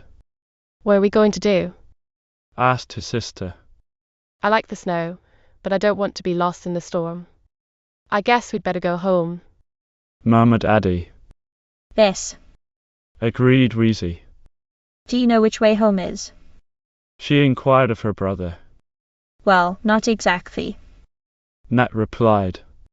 but I guess Rod knows. No, I don't either. Confessed Rodney. But I'm sure Thump does. Hi, Thump. He called to his pet. Take us home. But, instead of barking and rushing off through the storm as he should have done, Thump drooped his tail between his legs and whimpered, cuddling close to Rodney's legs. Oh, he's afraid of something. Whispered Addie. Thump doesn't know how to lead us home. He's lost, too, and he's afraid of something. Truly, the dog did act strange, and as if a little fearful of what was going to happen. The wind was howling and moaning through the bare branches of the trees. The snowflakes were swirling down thicker than ever. All about the children was a pale, frosty mist through which they could see nothing. Suddenly Weezie whispered. I hear someone coming. They all listened. Above the noise of the storm they could hear the breaking and snapping of twigs and branches on the ground, as heavy feet trod on them. Maybe it's the circus elephant coming for us, said Addie in a low voice. Elephants don't come out in winter. Declared Nat. It's too cold for them. Oh, look. Cried Weezie. See there. She pointed off among the trees, and there, walking through the storm toward the children, was a little old woman, wrapped in a big fur coat. She tramped over the snow and over the underbrush like a man. Come with me. Cried the old woman, waving her hands toward the children. Come with me and bring your dog.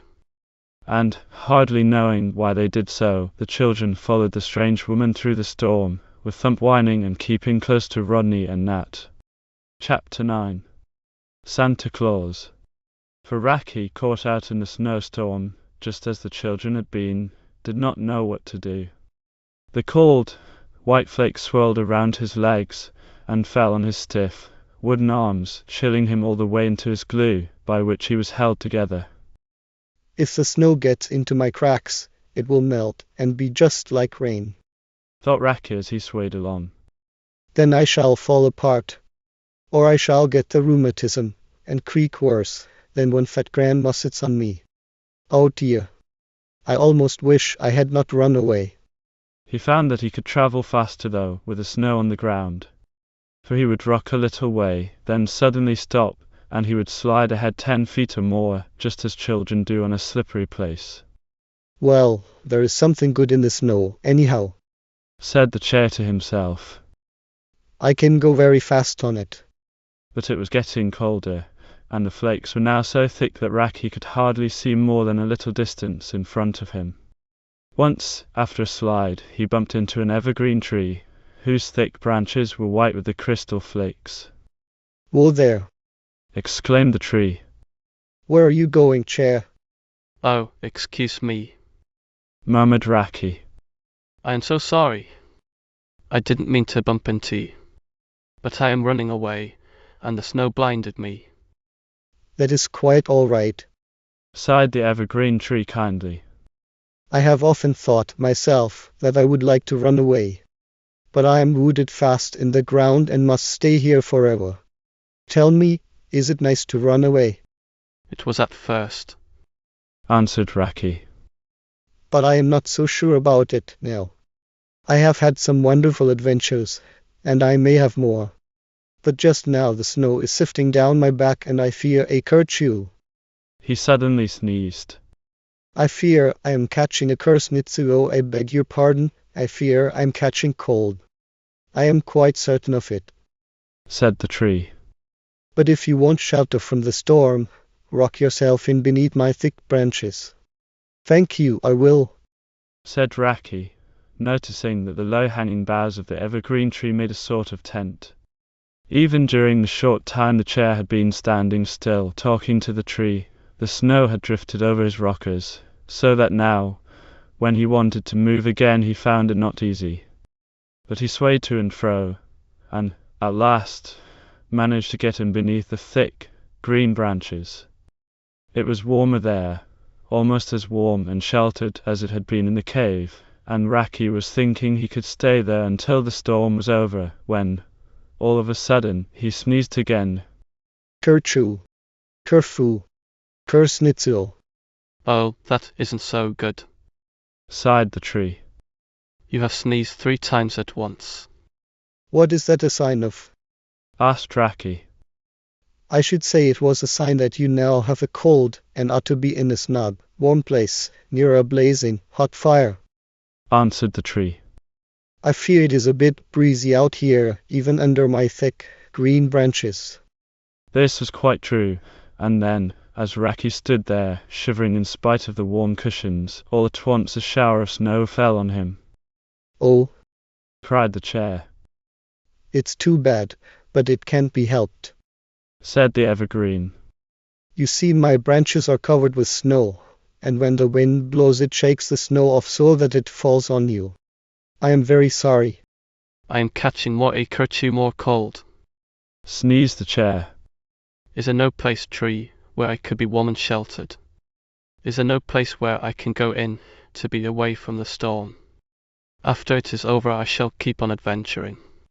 The evergreen thought for a moment, and then, as the wind again shook its branches, sifting more snow down on poor Racky, the tree said, Just beyond this patch of woods, where I am rooted, is a little house. Oh, a little house, murmured Racky. That sounds comforting. And is there a fire in the little house? There must be, answered the evergreen. A warm blazing fire.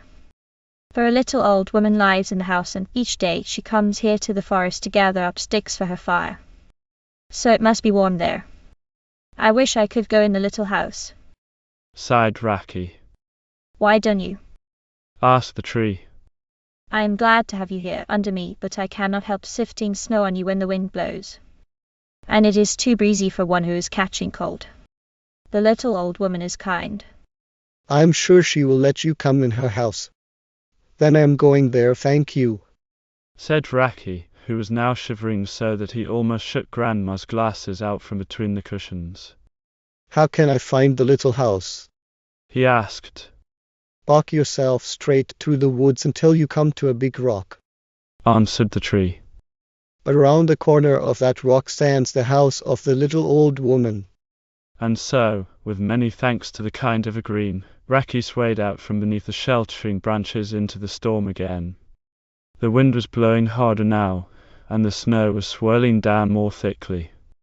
It was all the chair could do to slide along, but he held his wooden arms stiffly to his sides, and swayed forward until he came within sight of the big rock, and then he noticed the little house. Just as Racky looked, he saw the little old woman in the big fur coat, leading 4 children and a dog into her cottage. At the sight of them, the chair shrunk back behind the shelter of the great rock. The tree said nothing about children and a dog, murmured the chair. I wonder if this is the right house. I couldn't see those boys and girls very well, nor the dog either. But if they are going to live in the cottage, there may be no room for me. Then the runaway rocker thought of something else. I wonder if they could be the children from the happy home where I used to live, mused Racky. I wonder if they could be Nat and Weezie, with Rodney and Addie. And perhaps that dog was Thump. But no, they would not be so far from home in the storm. They must be some other children. I will wait a bit, and then I will knock on the door. The little old woman may be kind enough to take me in. But, though Racky was not certain of it, those children were the very ones he had mentioned, Nat and his sister, Rodney and Addie, and Thump the dog. The little old woman had seen them in the storm-swept woods. What are you doing out in the snow? She had asked them. We are trying to find our runaway rocking chair with Grandma's glasses in, answered Nat. He and the other children were no longer frightened, nor worried about being lost in the storm, once they had seen, through the mist of swirling flakes, the kind face of the little old woman. A runaway rocking chair, she laughed. I never heard of such a thing, though I know about lost glasses, for I often lose my own. But come to my house out of the storm. She led the way, and soon the children were snug and warm in the cottage. Racky had seen them go in, but, as I have told you, he was not certain that they were the same children whom he knew. So he stood there in the storm, not knowing what to do.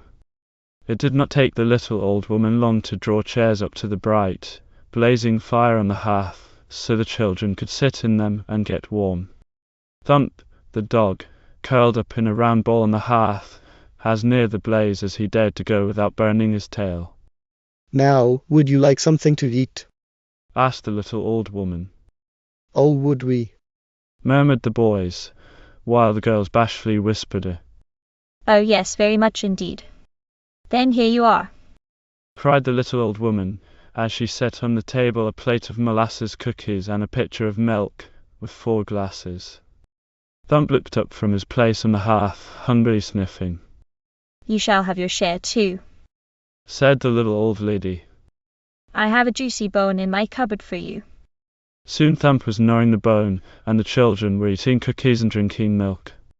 The little old lady sat in a deep, easy chair near the blazing fire and said, Now tell me more about yourselves, my dears, and the strange story about the runaway rocker. Also tell me where you live, and I will try to think of a way to send you home, though I cannot take you myself. Tell me all about it.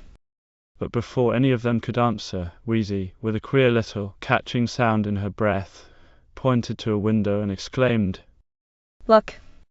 There's Santa Claus! And through the glass, a white frame of snow around his face, the other children could see an old man with apple-red cheeks and long, white whiskers peering in at them. Oh, it is Santa Claus! Murmured Addie, and she dropped a piece of cookie into a glass of milk with a little ploppy splash. Chapter 10. The rattle-bang. Come out here a minute, Mrs. Chimney, Called the red-cheeked old man as he tapped on the snow-covered window. come out here and see what this is, Mrs. Chimney. If that is Santa Claus, why doesn't he come in? Asked Weezie. Maybe he's afraid of us. Suggested Addie. Santa Claus doesn't like children to see him. Oh, no, it isn't that. Laughed the little old woman. And why does he call you Mrs. Chimney? Asked Rodney. Maybe he said he wanted to get down the chimney. Suggested Nat. That's what Santa Claus always wants to do, though it isn't Christmas yet, not even Thanksgiving. But he said something about a chimney. And the white-whiskered man tapped on the snow-covered pane again and called. Come out, Mrs. Chimney. Come out. He calls me Mrs. Chimney just for fun, because he once mended my chimney when the wind blew off some bricks. Explained the little old woman. But Chimney isn't really my name. Is Santa Claus's name? Asked Weezie, who was now not quite so sure of her first guess, since she could neither see any reindeer nor any pack on the old man's back. No, he isn't Santa Claus, though he looks like the kind old saint, my dears, said Mrs. Chimney, as she had been called. But I must go out and see what he wants. She opened the door of her cottage. The red-cheeked old man left the window and stood on the front steps, as the children could see when the door was open. They could also see something else. They held their breaths in wonderment.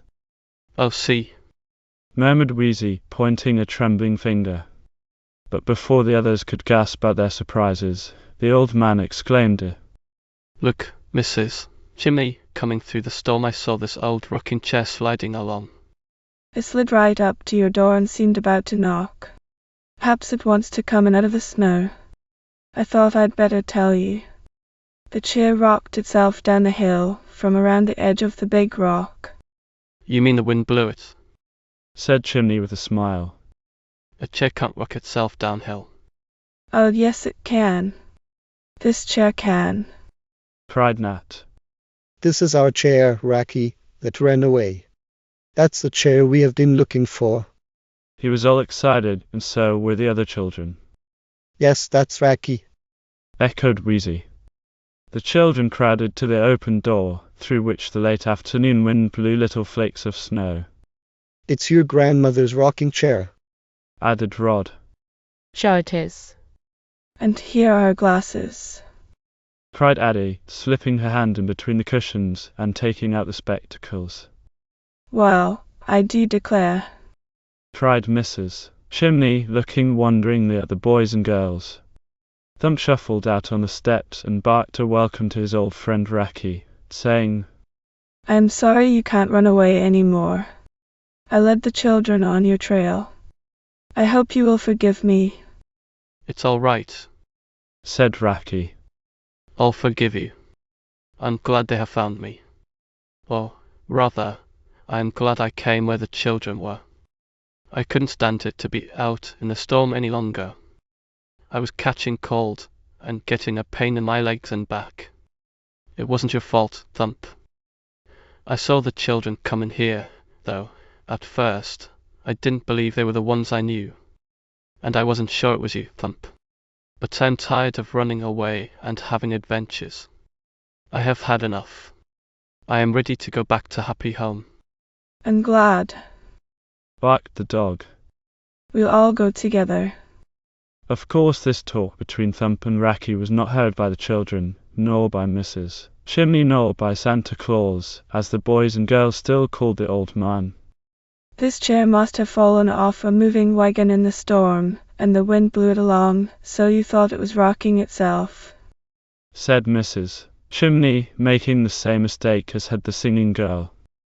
I saw that chair, ma'am, as plainly as I see you, shuffle along until it got to your door. Declared Santa Claus. It was going to knock with its rockers or arms, I verily believe, so you would take it in. Nonsense. Laughed Mrs. Chimney. Oh, but it's true. Exclaimed Nat. The chair ran away. just like our gas stove," added Weezie. "Well, have it as you like. Said Mrs. Chimney with a laughing look at Santa Claus. But I am sure of one thing, and that is you children ran away or walked away from home, and your folks will be worried." Yes, they may be, Admitted Rodney. We'd like to go home, though it's lovely here. Said Addie politely. And I can take you home, if you don't mind riding in a rattlebang. Said the old man who looked like Santa Claus, though he really wasn't. What's a rattlebang? Nat wanted to know. It's an old rattling, banging trap of a wagon hauled by an old, bony horse that I drive around collecting rags in. Explained Santa Claus, which, though they knew he wasn't, the children always, afterward, called him. I'm a sort of a junker. He went on. And my wagon is a rattlebang. But my horse is strong, if he is bony, and my wagon has a cover on, to keep out the snow. So, if you would like to ride with me, I'll take you home. Do you know where we live? Asked Rodney. Oh, yes, Was the answer. I have often passed your houses, and seen you children playing in the street. I can take you home. It isn't far from here. Just down the lane and across the fields. "I'll drive my wagon around. Promised the red-cheeked man. It will be here in a minute." Off he shuffled, through the snow, and soon the children heard a rattling, banging sound as the bony horse drew the junk wagon up to the door of Mrs. Chimney's cottage. First into the wagon was lifted Racky, for he would have found it hard, stiff and cold as he was, to climb up by himself. Then in leaped Thump, cuddling down on the chair's warm seat cushion. Then in climbed the children. Gid-dap. Cried Santa Claus to his bony horse, and away he started through the storm. Come and see me again sometime, my dears. Invited Mrs. Chimney. "We will." Promised Nat, Rodney, Weezie and Addie. We will. And so, riding in the rattlebang through the storm, they reached their homes just about supper time. Mr. and Mrs. Marden and Mr. and Mrs. Trent were then getting worried about the children, and were thinking of having policeman Paddock go in search of them. But here they are safe and sound. Cried Santa Claus, as he stopped his bony horse and rattlebang wagon. Where in the world have you been? Asked Mrs. Marden. "We went after Racky, the runaway rocker, and we found him. Cried Nat in a jolly voice. And we found Grandma's glasses, too." Added Weezie, holding up the spectacles. Well, I declare. Exclaimed the fat old lady. They are my glasses. But you never can make me believe that Racky ran away by himself. A tramp took him, and left him in the field where you found him. That's how it happened. "I know. But Grandma," said Weezie as Rod and Addie, with their dog Thump, hurried over to their own house. "we found Racky at Mrs. Chimney's cottage, and he was just about to knock on the door, so she would take him in out of the storm," said Santa Claus. Stuff and nonsense. Stuff and nonsense. Laughed Grandma. But I'm delighted to have back my old rocker and my glasses. And, sitting very gently down in the chair, so that it creaked hardly at all, the old lady swayed to and fro, and, putting on her glasses, began to read the paper. The snow rattled on the windows. Well, I'm glad you children are safe home out of the storm, said their father as he thanked Santa Claus for bringing them back. And that night, when all was still and quiet and happy home, the chair called down the stairs to Gasser in the laundry. I had some wonderful adventures. I'll tell you about them sometime. Yes, do. Invited the gas stove. But not now. I am going to sleep. So am I, murmured Racky. And so, for a time, the strange happenings and happy home came to an end, but not for very long. Because, shortly after that, as you may read in the next book of this series, there were other queer events. I shall tell you about them in a new story to be called Adventures of the Traveling Table. and I hope you will like it. The next day Grandma rocked to and fro in her chair and polished her glasses, ready to bake another cake. They tell me you ran away. She said to Raki, just as if he could understand, which he could, though the old lady didn't know it. They tell me you ran away. Nonsense. A tramp took you. But we know better than that, don't we? The end. I hope you enjoyed reading the book Adventures of the Runaway Rocking Chair with me. If you like this, please remember to like and subscribe. Please visit at Adonomy if you want to see different types of videos we produce. For statistics on our videos, visit at Adonomy Core.